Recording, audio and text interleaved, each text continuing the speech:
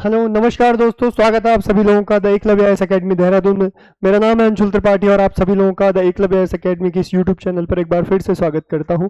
इस उम्मीद में कि आप सभी लोग बहुत अच्छे होंगे, अपनी तैयारी को बहुत बेहतर ढंग से कर रहे होंगे।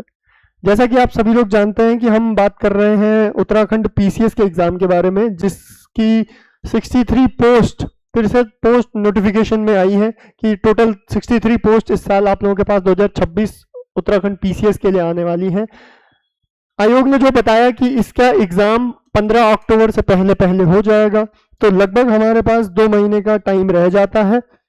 अगर आप सभी लोग अपने इस टाइम को यूटिलाइज करना चाहते हैं, अगर आप लोग सीरियस है अपने एग्जाम को लेकर, तो द एकलव्य आईएएस एकेडमी आप लोगों के लिए एक क्रैश कोर्स लेके आया है, जिसमें प्रीलिम्स ओरिएंटेड जितनी भी चीजें होंगी वो सारा आपको एनालिसिस मिलेगा। किस तरीके से पीवाईक्यूज के द्वारा केवल उत्तराखंड के नहीं, यूपी के, मध्य प्रदेश के, आरएएस राजस्थान एडमिनिस्ट्रेटिव सर्विस के, हिमाचल प्रदेश सर्विस के, तो इन अलग अलग जगह के आयोगों के द्वारा जो जीएस के क्वेश्चंस पूछे गए हैं, जो उत्तराखंड रिलेटेड क्वेश्चंस आयोग हमारा पूछ रहा है, ये सब कुछ हम एक कंप्लीट पैकेज एक कोर्स में लेके आए हैं। अगर आप सभी लोग सीरियस हैं, आप लोग अपनी तैयारी को जाया नहीं करना चाहते, तो आप सभी लोग इस कोर्स के साथ जुड़ सकते हैं। ठीक है, तो इसमें आपको मिलेगा क्या क्या फर्स्ट ऑफ ऑल, और कैसे इस कोर्स को आप परचेज कर सकते हैं। पहला तो इसमें आपको मिलेगा पहले तो complete classes, Monday to Thursday classes मिलेंगे आपको, 2-2 सब्जेक्ट साथ साथ चलेंगे। ठीक है, दूसरा फ्राइडे को, हर फ्राइडे को आपको टेस्ट मिलेगा इसमें। ठीक है, टेस्ट आपके दोनों सब्जेक्ट के होंगे, जो सब्जेक्ट आपने जहां तक पढ़ा उसके टेस्ट आपको मिलेंगे, क्वेश्चंस मिलेंगे। तीसरा और सबसे इंपॉर्टेंट करंट अफेयर्स, तो जो सैटरडे की क्लास होगी मॉर्निंग में, वो आप सबकी करंट अफेयर्स की क्लास होने वाली है। इस करंट अफेयर्स की क्लास में क्या फायदा है कि आपको उत्तराखंड से रिलेटेड, देश दुनिया से रिलेटेड सारा करंट अफेयर्स पढ़ा दिया जाएगा। ठीक है ना, जो मॉर्निंग की क्लास होगी वो, ये जो करंट अफेयर की क्लास होगी वो 3 घंटे के आसपास की क्लास होती है, जिसमें लगभग आपका वीकली करंट अफेयर जो आपके एग्जाम ओरिएंटेड है वो सारा कवर हो जाता है।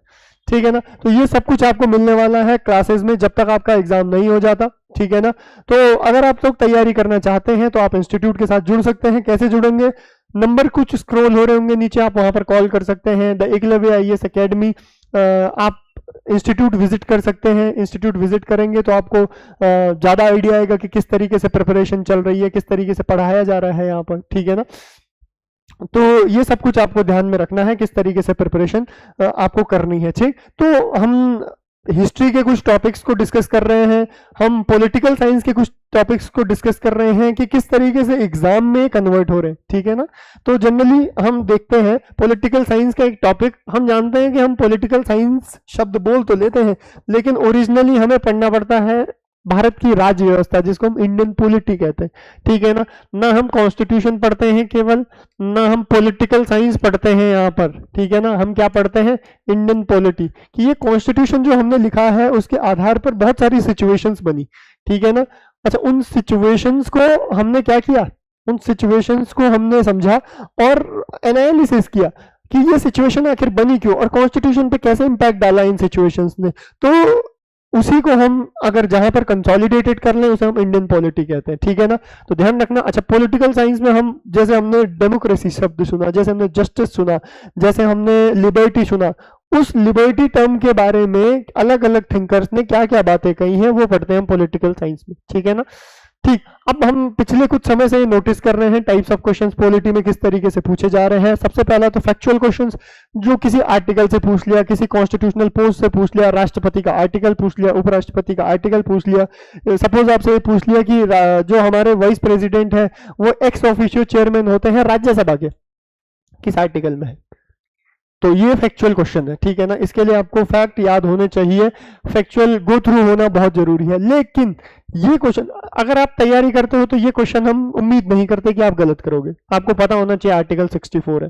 ठीक है ना, लेकिन अगर कंसेप्ट बेस्ड क्वेश्चन आ गया, ठीक है, जो गवर्नेंस से रिलेटेड है, वो आप लोगों के लिए थोड़ा फंसने वाली बात हो जाएगी। कैसे, मैं आपको एग्जांपल देके बताता हूँ। ठीक है, जैसे हमारे पास एक टॉपिक आता है प्रियम्बल, ठीक है ना, जिसको हम उद्देशिका यानी कि प्रस्तावना भी कहते हैं, उद्देशिका भी कहते हैं हमारे संविधान की।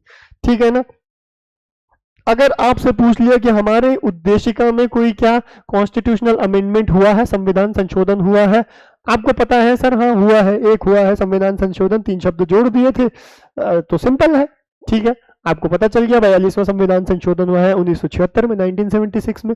तो ये फैक्चुअल नॉलेज हो गई। गवर्नेंस वाला पार्ट देखो या फिर कंसेप्ट वाला पार्ट देखो कि क्या ये संविधान का भाग है। अच्छा, प्रेम्बल होती क्या है, मैं आप लोगों को थोड़ा कंटेक्स्ट दे दूं जो बच्चे नए हैं, कि हमारे पास हमारी किताब है एक, जनरली हम नॉवल खरीदते हैं तो मैं पीछे का पट्टा पढ़ता हूँ सबसे पहले, जिसपे राइटर के बारे में लिखा होता है, फिर उसके बाद मैं सबसे आगे जाता हूँ जिसमें कंटेक्स्ट लिखा होता है, समरी लिखी होती है। तो जो कॉन्स्टिट्यूशन है हमारा, एक किताब बना दिया, उसके आगे वाले पेज पे चिपका दिया समरी बोल के, ठीक है ना। तो it is the summarise form of our constitution, ये हमारे संविधान का क्या है, संक्षेप और समराइज रूप है, ठीक है, जिसमें हमें संविधान की एसेंस के बारे में पता चलता है कि क्या ध्यान में रख के संविधान बनाया गया। इसको हम क्या कहते हैं, प्रेम्बल। मैं आपको दिखाऊंगा क्या है प्रेम्बल, ठीक है। अब क्या हम उस आगे वाले भाग को संविधान का भाग माने या ना माने, ये कंसेप्ट आ जाता है, ठीक है ना। तो ये हमने नहीं कहा, ये सुप्रीम कोर्ट ने कहा, जो हमारे कस्टोडियन है ना हमारे कॉन्स्टिट्यूशन के, उन्होंने कहा। 1960 का एक केस है, अब ये फिर फैक्चुअल बात आ गई। 1960 का एक केस है जिसे हम बेरुवाड़ी यूनियन केस कहते हैं, जिसमें सुप्रीम कोर्ट ने कह दिया कि preamble is not a part of our constitution. जो संविधान की प्रस्तावना या फिर उद्देशिका है, ये संविधान का भाग नहीं है, ठीक है। अब इस बात को समझते समझते 1973 आ गया, और 1973 का एक केस है केशवानंद भारती केस। इस केशवानंद भारती केस में संविधान जो सुप्रीम कोर्ट है, उन्होंने कहा नहीं नहीं नहीं, ये तो गलत हो गई बात।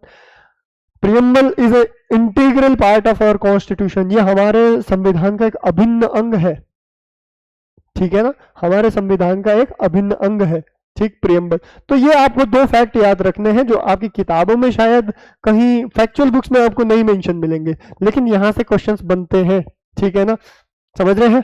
अब और भी फैक्चुअल चीजें, कंसेप्चुअल चीजें होती है प्रेम्बल के अकॉर्डिंग। ये है आपके preamble, we the people of India. अच्छा, अगर आप एसेंस पे जाओगे तो कितनी चीजें बता रहा है। सबसे पहले we the people of India, ये बता रहा है सोर्स, कि इस संविधान की शक्ति का स्रोत क्या है, हम भारत के लोग, वी द पीपल, हम है एनर्जी का स्रोत, ठीक है ना, हम है पावर का स्रोत, ठीक है।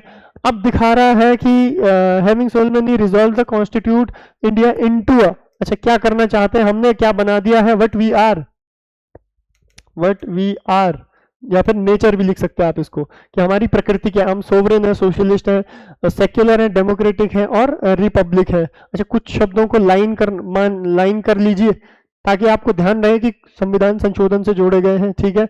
अच्छा, नेक्स्ट हमारा एम क्या है, हमारा एम क्या है, हमें जस्टिस देना है, न्याय प्रोवाइड करना है, social, economical, political, liberty of thoughts, expression, belief, faith and worship, हमें आजादी प्रोवाइड करनी है, इक्वालिटी, समानता, किसकी, स्टेटस, सब बराबर है भैया, अपॉर्चुनिटी, सबको समान अपॉर्चुनिटी मिलनी चाहिए, and to promote among them all, सबके बीच में भावना बनी रहे, ठीक है। लास्ट है आपके पास फ्रेटर्निटी, जिसका मतलब होता है ब्रदरहुड, भाईचारा, assuring the dignity of the individual, हर एक इंसान की जो इज्जत है उसको उसकी डिग्निटी को बनाए रखना, and the unity and integrity, तीसरा शब्द इंटीग्रिटी ऑफ द नेशन, क्या बनाए रखना, संविधान का इंटीग्रिटी, अपने राज्य राष्ट्र की इंटीग्रिटी, एकता, अखंडता को बनाए रखना।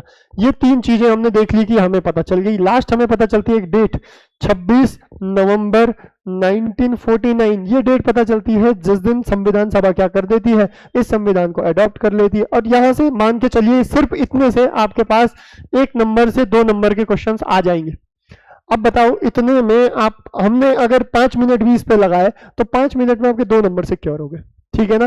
तो इस तरीके से अगर आप तैयारी करना चाहते हैं, इस तरीके से आप बैलेंस रखना चाहते हैं अपनी, आपको पता हो कि क्या पेपर में आ रहा है, क्या नहीं आ रहा है, किस तरीके से आ रहा है, ठीक है ना। तो ये अगर आप अपनी तैयारी को करना चाहते हैं तो आप इंस्टीट्यूट के साथ जुड़ सकते हैं, द एकलव्य आईएएस अकेडमी के साथ।